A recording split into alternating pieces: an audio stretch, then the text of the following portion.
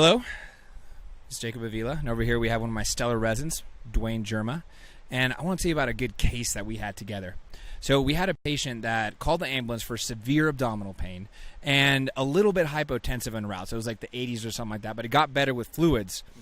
She arrived to us, we asked her about her last menstrual period. Turns out that she missed her last one. She might have had a little bit of abdominal, a little bit of vaginal bleeding, but besides that, nothing too much on the history. Just bad abdominal pain and that one episode of hypotension. And what did we do for her, Duane? So immediately before we even put her in a room, we decided to take an ultrasound to her. We had relatively high suspicion for an ectopic, given her history and presentation. On the ultrasound, we did the right upper quadrant first. Nothing there, nothing in the left upper quadrant. When we looked in her pelvis, however, there's a huge amount of clot around the uterus and some free fluid as well. But the clot was the most impressive thing we saw. So we immediately, bing, bing, bing, ectopic. Right.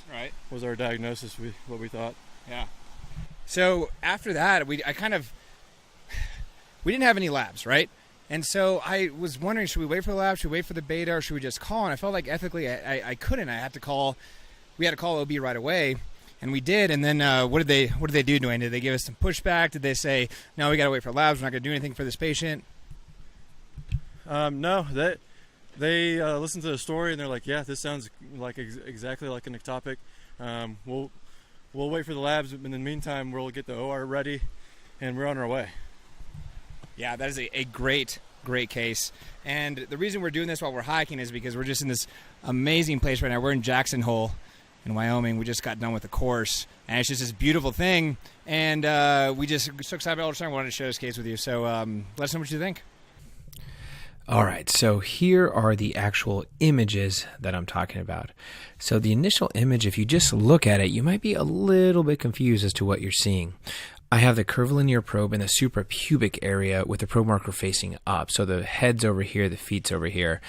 And you can see over here you have the uterus. This is the outline of the uterus here. And all of this stuff up here is actually clot. This is hemorrhage, the little bit of unclotted blood down here. This actually reminds me of another case that I had a little more recently. Very similar presentation. A young female comes in with abdominal pain, a little bit of hypotension, but not tachycardic, which is actually something that's been described in the literature. The theory is that if they have hemoperitoneum, it's actually stimulating the vagus nerve in the abdomen, which causes relative bradycardia in the setting of massive hemoperitoneum. So this is what one of my colleagues initially saw, was this thing right here. And they thought, hey, maybe this is in the uterus. We have something over here, maybe a little gestational sac with a fetus in here. Couldn't really see any cardiac activity in there. But I was a little concerned when I was shown this image, and this is all, kind of within minutes of each other. I was shown this image and saw what looked like good bowel peristalsis over here, but this is not moving at all. And when I saw this with the patient's history, I got concerned that this might actually be clot. Zoomed out a little bit. Here's my image coming back in, and at first you look at that, you might say, oh, I don't know, maybe that is the uterus with some weird bowel around it. But I'm going to zoom out even more, and you can notice that same picture that we saw before. Here's the bladder. This right here, this thing, if we go back, this right here is the outline of the uterus, and all of this is clot. This image that we were seeing back here is actually the ectopic pregnancy that was in one of the fallopian tubes completely outside of the uterus. And if we're not careful and know what clotted blood looks like, we might actually miss that. Afterwards, I went back and looked with the linear transducer to see if there was any cardiac activity in the gestational sac that was outside of the uterus, and unfortunately was unable to find any cardiac activity.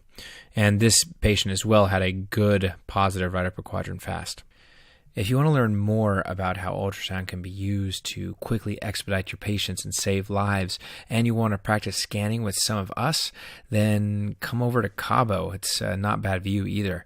You can go to CaboFest2018.com, and you can actually enter the promo code 5MINSONO10. That's 5MINSONO 10 in the promo code and get 10% off of your registration, which I think is a pretty good deal. Now that's it for this week's Cool Sono Bro. If you want more, don't forget to subscribe. Go to blog.5minutesono.com/subscribe. Put in your name and your email address in the little text box and never miss another video. And if you want these podcasts pushed directly to your smart devices, just go to whatever podcasting service you use and type in 5 Minute Sono and subscribe. And don't forget to leave me a rating or a review.